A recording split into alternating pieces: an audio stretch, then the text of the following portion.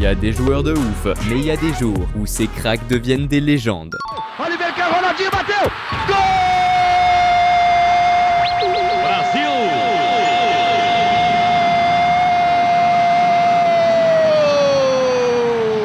Il y a eu des triplés, il y a eu des bangers, il y a eu des masterclass qui semblaient irréels. C'était des soirées où des cracks sont devenus immortels. Aujourd'hui, tu vas mater d'autres matchs complètement dingues des plus grosses stars du foot. En 2016, Neymar a porté le Brésil vers un sacre inédit. C'était l'heure de régler les comptes avec l'histoire. Brésil-Allemagne, au Maracanã, finale des Jeux Olympiques. Le 7-1 résonnait encore comme un fantôme. Mais maintenant, le Brésil avait son numéro 10 sur la pelouse. Il avait Neymar et le crack était chaud pour écrire un nouveau chapitre. Cette fois avec une fin heureuse. Le match a commencé tendu, ça jouait physique et les Allemands semblaient décidés à stopper Neymar en lui rentrant dedans. Jusqu'à la 25e, le numéro 10 a déboulé à gauche en mode gris-gris comme il kiffe. Ginter est arrivé en retard et il a juste chopé la jambe du crack. Faute grave dangereuse. Neymar a pris le ballon, il a respiré un bon coup, il a checké la cage. Il captait l'importance de ce moment. Il s'était lancé et il a claqué un but d'anthologie, un coup franc parfait en pleine lucarne. Poteau, ficelle et explosion au Maracanã. Horn a plongé pour rien, c'était le Brésil qui menait. C'était Neymar qui disait « Je suis là ».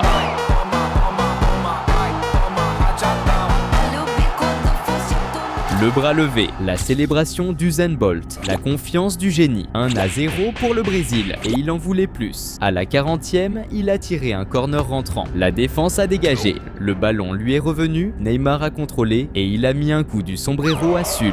Le grand défenseur s'est sauvé en protégeant avec son corps. Mais l'Allemagne a haussé le ton et ils sont revenus à fond pour la deuxième mi-temps. À la 58e, Toljan a centré à ras de terre depuis la droite. Meyer est apparu tout seul dans la surface. Et il a égalisé une frappe sèche dans le petit filet. Aucune chance pour le gardien Weverton.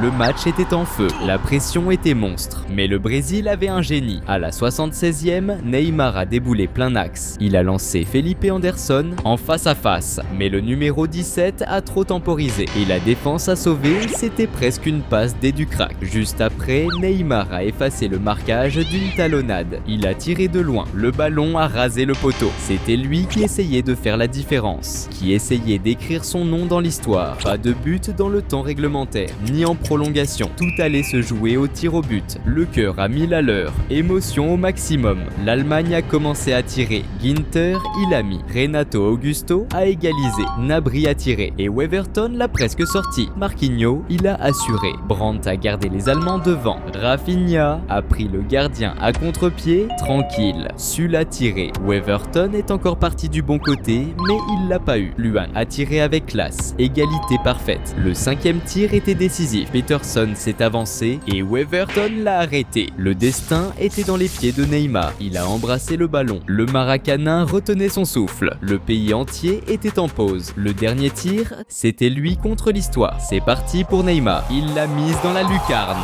C'était l'or. Le crack s'est écroulé sur la pelouse. Il a fondu en larmes. Des larmes de soulagement. Des larmes de champion. Avec Neymar, le Brésil a gagné le seul titre qui manquait, médaille d'or au Maracanã, inoubliable. Maintenant, c'est au tour du dernier Brésilien à avoir gagné le Ballon d'Or, Kaká. C'était la demi-finale de la Ligue des Champions 2006-2007. Au milieu de 3 géants anglais, un Italien essayait de choquer le continent. Chelsea et Liverpool s'affrontaient d'un côté et de l'autre, sur la route de Manchester United, il y avait l'AC Milan de Kaká. Old Trafford, le stade mythique, allait exploser ce soir-là. Parce que le théâtre des rêves a vu une masterclass du numéro 22 de Milan. Kaká était en feu, mais c'est l'équipe à domicile qui a pris le contrôle. Dès la 6e minute, corner de la gauche. Cristiano Ronaldo a sauté haut. Dida est mal sorti. Le ballon l'a touché, a pris de la hauteur et a fini au fond des filets. 1-0 pour Manchester United. Explosion à Manchester. Mais à la 21e, le crack brésilien a décidé qu'il était temps de retourner le scénario. Seedorf a contrôlé à gauche, Kaká montrait déjà l'espace. Il courait intelligemment. Il demandait la balle en profondeur. Le néerlandais l'a lancé, Kaka a surgi. Touche du gauche. Dans le petit filet de Van der Sar. Égalisation, un partout. Le Milan respirait. Et le Milan est passé devant avec un bijou. À la 36e, longue ouverture de la défense. Kaka a gagné son duel aérien contre Fletcher. Il a contrôlé, il est parti défier Heinz. Il a mis un dribble de génie avec la tête. Et il a fait s'embrouiller le défenseur avec Evra. Il les a mis par terre tous les deux. Il s'est retrouvé tout seul, en face à face avec Van der Sar. Et il l'a placé avec classe. Golazo, un chef-d'œuvre. Magnifique, 2-1 pour Milan. Silence à Old Trafford. Le monde s'inclinait devant le crack brésilien.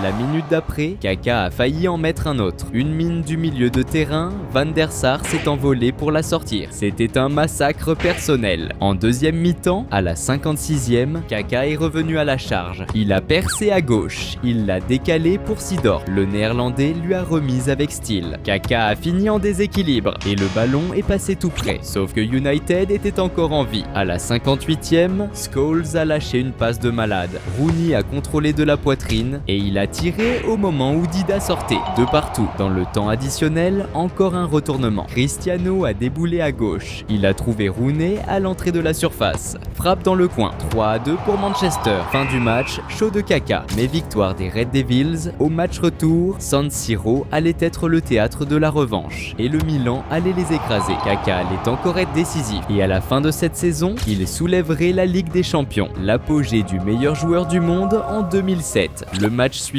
c'est une histoire de rédemption. Après les opérations, après les doutes, Ronaldo a porté le Brésil jusqu'en finale de la Coupe du Monde 2002. Pour la sélection, c'était l'heure de surmonter le traumatisme du match contre la France en 98 et de reconquérir le monde. Ronaldo est entré sur le terrain avec sa coupe de cheveux légendaire, le cascão, et il s'est transformé en plus grand neuf de l'histoire. Dès la 18e minute, il chauffait déjà la cage. Ronaldinho a reçu plein axe et a lancé Ronaldo. Il a reçu la balle entre les défenseurs. Il l'a touché de l'extérieur du gauche et le ballon a frôlé le poteau. À la 29e, encore Ronaldinho. Une passe millimétrée par-dessus la défense. Balle dans les pieds d'Il Fenomeno. Mais Oliver Kahn est sorti pour l'arrêter et le duel contre le gardien allemand était bouillant. Dans le temps additionnel, Roberto Carlos a centré à ras de terre. Ronaldo a reçu, il a tiré. Mais le gardien allemand a fait un arrêt de ouf avec le pied. En première mi-temps, le gardien a eu l'avantage, mais ça n'allait pas être pareil en seconde période. Et à la 66e, le moment est arrivé. Ronaldo, infatigable, a piqué le ballon à Aman. Il l'a donné à Rivaldo et il a foncé vers la surface, comme s'il savait ce qui allait se passer. Rivaldo a tiré fort. Kahn, finalement, s'est troué. Le ballon s'est échappé et il est tombé dans les pieds du buteur. Ronaldo, froid, mortel.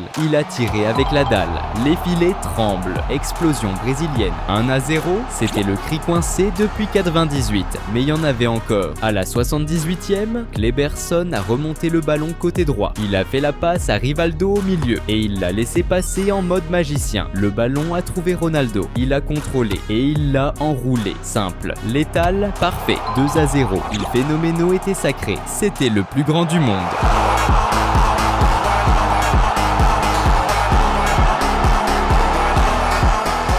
Coup de sifflet final, les larmes de Ronaldo. Il disait qu'il était fini pour le foot. Ils ont douté, ils se sont moqués, mais il est revenu plus fort, plus décisif, plus Ronaldo, meilleur buteur de la coupe, champion du monde et immortalisé comme l'un des plus grands de l'histoire. Cette fois, Ronaldo était de l'autre côté et il allait mater le show de Ronaldinho sur le terrain. 12e journée de La Liga 2005-2006. El Clasico au Bernabéu. Real Madrid contre Barcelone. C'était deux sélections mondiales sur le terrain, mais là, une star a brillé comme jamais, Ronaldinho Gaucho, et il a arrêté le temps à Madrid. Dès la 14e minute, Messi, encore un gamin, a déboulé plein axe. Il l'a laissé à Eto'o. Le numéro 9 s'est retourné sur Sergio Ramos, frappe du pointu, style futsal, but du Barça, 1-0, le spectacle commençait. La défense faisait tout pour stopper le numéro 10, mais à la 45e, Ronaldinho était déjà en mode génie. Sur l'aile gauche, il a fait danser Salgado et Sergio Ramos. Ramos.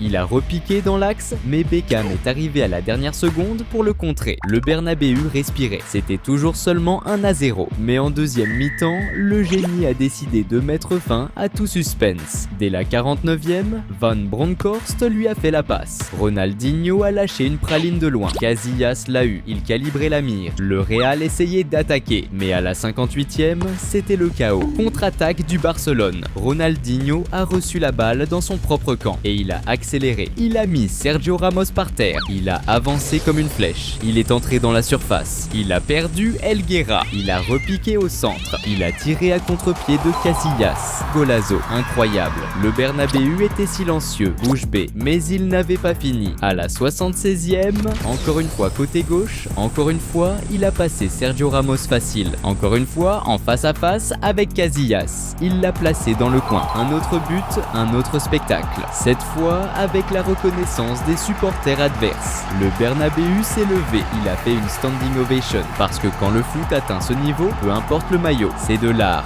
c'est de la magie, c'est Ronaldinho, colossal. Et l'héritage de Ronaldinho au Barça a laissé un héritier, Lionel Messi. Et évidemment que le meilleur match de cette légende n'a pas déçu. Quart de finale de la Ligue des Champions 2009-2010. Barcelone contre Arsenal, au Camp Nou. Match aller de partout. Mais maintenant, la scène était à Messi. Dès la 3e minute, l'avertissement. Messi a contrôlé à l'angle de la surface. Il l'a envoyé dans le petit filet. Almunia s'est envolé. Il l'a claqué en réflexe. La nuit du cauchemar anglais commençait. À la 11e, il est réapparu. Il s'est débarrassé de Denilson. Il a essayé de la mettre en lucarne. De peu, très peu. Mais c'est Arsenal qui a ouvert le score. À la 18e, contre-attaque éclair. Walcott a trouvé Bentner. Valdé a même sauvé le premier tir. Mais sur le rebond, le numéro 52 l'a mise au fond. 1-0 pour Arsenal. Silence au Camp Nou. Mais ça a duré que 2 minutes. Messi a reçu à l'entrée de la surface. Il a essayé de la donner à Xavi. Le ballon a été dévié par Sylvestre. Il lui est revenu et là, la mine est partie. Un missile en pleine lucarne. Aucune chance pour le gardien. Golazo, égalisation, explosion au Camp Nou. C'était que le début. Messi volait sur le terrain et à la 29e, encore une frayeur. Il a percé à gauche. Il a mis 3 joueurs par terre et il a seulement été stoppé par le tacle de Denilson. 2 minutes plus tard, côté droit maintenant, Sylvestre a été largué. Encore une fois, c'est passé tout près d'un autre golazo. Il n'y avait que le Barça, il n'y avait que Messi et à la 36e, le deuxième est arrivé. Pedro a centré de la gauche, il l'a mise en retrait. Messi est arrivé comme un missile. Petite touche subtile au moment où Almunia sortait. Le score est renversé. La fête, génie. Et 5 minutes après, le triplé. Vermaelen a mal dégagé au milieu de terrain. Messi s'est retrouvé seul. Keita a dévié de la tête. Le numéro 10 a sprinté. Il a envahi la surface. Almunia est sorti en panique et il s'est pris un lob. Un bijou, 3-1 pour Barcelone. Messi embrasse l'écusson. Le Camp Nou s'incline devant le génie, mais il en voulait plus. À la 71e, une autre action de génie. Faute sur Busquets au milieu de terrain. La défense d'Arsenal s'est arrêtée. Messi a vu Pedro tout seul. Ouverture parfaite. Pedro a tenté le lob, mais le ballon est sorti. Et à la 87e, la cerise sur le gâteau. Xavi plein axe, maté le numéro 10 qui observe le marquage. L'Argentin bouge et demande la balle et il la reçoit comme il kiffe. Il avance, il va défier. Messi a effacé et boué. Il a mis Vermaelen par terre, il a tiré, Almunia l'a arrêté. Et sur le rebond, qui d'autre? Lui, Messi. 4e but de la soirée. Surréaliste. Destruction totale. Arsenal anéanti. Barcelone qualifié et le monde. Il matait ça avec respect. Le plus grand maestro du foot moderne. On enchaîne avec un autre protagoniste de ouf, Kylian Mbappé. Finale de Coupe du Monde. Argentine contre France. 2 géants, 2 maillots archi lourds. Mais ce match était différent et il allait devenir l'un des plus grands de tous les temps. L'ambiance était tendue dès le coup d'envoi. L'Argentine a commencé plus fort en gagnant les duels. De Paul donnait le ton avec des tacles appuyés. La France ratait des passes faciles et Messi est apparu. À la 22e, péno pour l'Argentine. Le numéro 10 a marché lentement. Il a attendu que le risque plonge et il a tiré de l'autre côté. Sang-froid total. 1-0 pour l'Argentine. 13 minutes plus tard, le deuxième est arrivé. Contre-attaque éclair, McAllister pour Di Maria. Le numéro 11 la reprise directe du gauche. Aucune chance. 2-0 pour l'Argentine. C'était une leçon.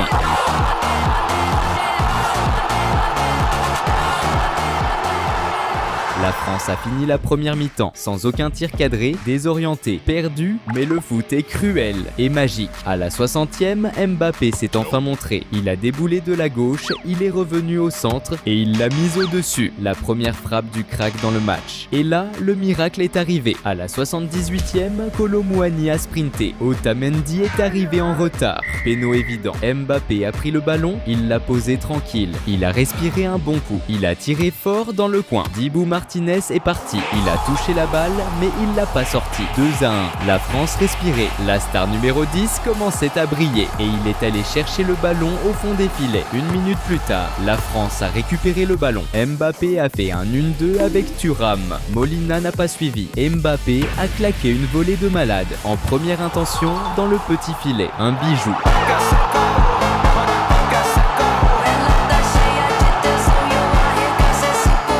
De partout, Mbappé transformait le désespoir en espoir. 2 buts en 2 minutes.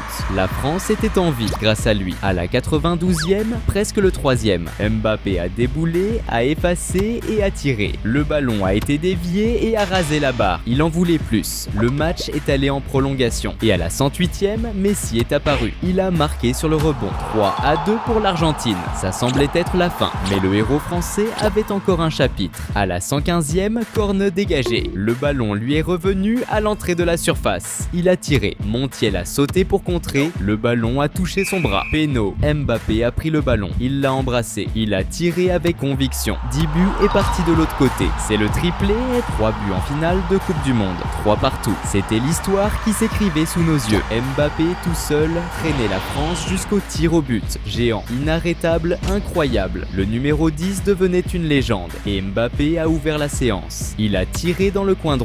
Dibu l'a touché, mais l'a pas arrêté. But, son 4e, mais Coman a raté. Chouameni l'a mise à côté. L'Argentine a marqué avec Messi, Dybala, Paredes et Montiel a mis le dernier. Argentine championne du monde.